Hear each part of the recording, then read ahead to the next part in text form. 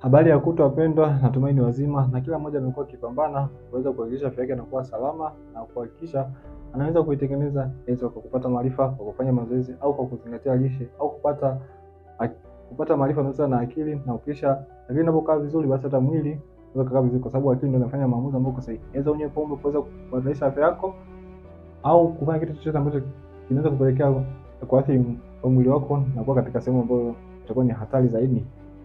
Leo tuende kukumbushana kwa sababu gani wanawake wanapata damu nzito. Na baada hili ni darasa ambalo linaendana sambamba kabisa na darasa la 28 ambalo nimetoka kulieleza kwa sababu gani mwanamke anatambuaje hedhi yake ni nzito.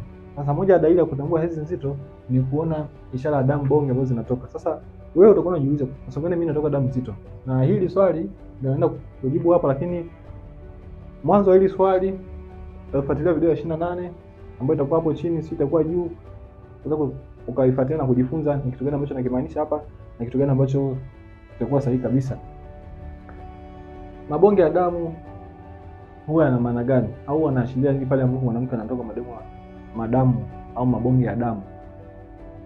Kuna sababu nyingi ambazo huwa zinaweza kupelekea mwanamke akatoka na mabonge ya damu, hususani ambapo anakuwa katika hedhi, lakini hususani yule mwanamke ambapo atakuwa yule ambaye tuseme mwanamke ambaye anapitia changamoto kushindwa kushika ujauzito au ujauzito kukaa, au mwanamke ambaye mimba yake inatoka sasa. Kwa hiyo kuna ishara inaonyesha. Lakini hapa naenda kukueleza kwa sababu gani wanawake wengi baada ya hedhi au kipindi cha hedhi huwa wanatoka na damu nzito au mabonge ya damu.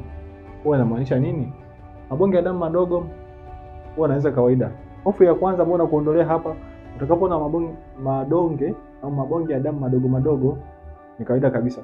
Kikubwa uzingatie kiwango cha damu ambacho kinatoka, maumivu ambayo unasikia na urefu wa hedhi ni kiasi gani.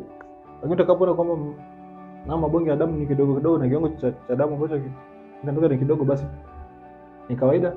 Lakini mabonge yanapokuwa makubwa ambapo hedhi inakuwa nzito au mwanamke amegundulika kwamba na fibroids, uvimbe ambao sio saratani, lakini pia utakuwa na homoni kutokuwa sawa, ikiwemo homoni ya prostaglandin, basi inaweza kuashiria mwanamke kupata changamoto, au yule mama ambaye alikuwa na endometriosis ambayo nimesema katika darasa la 26, ni vizuri kuzingatia na kuhakikisha afya yako inakuwa salama kabisa, kwa sababu hizi ni sababu ambazo huwa zinaweza kupelekea mwanamke akapata changamoto kutokana na mabonge ya damu.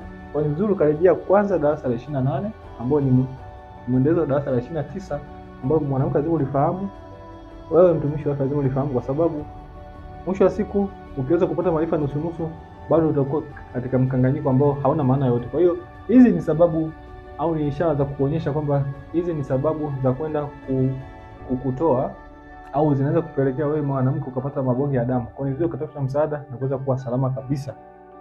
Dalili nyingine zikionekana, ukiachana na uvimbe, hizi kuwa nzito, maana yake hedhi, mwanamke anatoka damu au anabadilisha pedi baada ya siku ya lisali moja hadi masaa mawili, anabadilisha pedi na kuweka nyingine, au utakuwa na damu nzito, au utakuwa na mabonge ya damu, au hedhi yako imekuwa ikienda zaidi ya siku 7, na dalili nyingine ambazo nimesema katika video ya 28. Kwa hiyo ni vizuri kama daktari au kesha afya kwa salama kabisa. Kwa hiyo dalili nyingi ambazo zinaonekana, lakini hii dalili ambayo lazima uifahamu na ujue sababu yake ni nini hasa. Naomba muendelee kushare, kusubscribe na kupata maarifa mengi zaidi ya kiafya ili kuhakikisha afya yako inakuwa salama zaidi wakati wote. Afya ya mwili wako, au tuseme mabonge ya mwili au mabonge ambayo yanatoka katika hedhi, ni ishara ya mwili kwamba hauko sawa. Kwa hiyo ni muhimu kuzingatia mwili wako na kuhakikisha unakuwa salama wakati wote mwanamke atakuwa na changamoto ya hedhi. Hii ni darasa la 29, usikose video ya 30 ambapo bado ni mwendelezo wa madarasa 100 ambao yanahusiana na siri iliyojificha katika hedhi.